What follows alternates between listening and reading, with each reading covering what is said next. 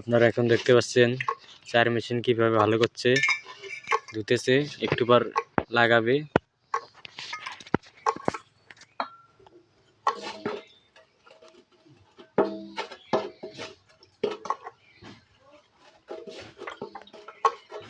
Hello guys, সবাই আপনাকে like share comment করবেন, বেশি বেশি করে লাইক শেয়ার কমেন্ট করে দিবেন।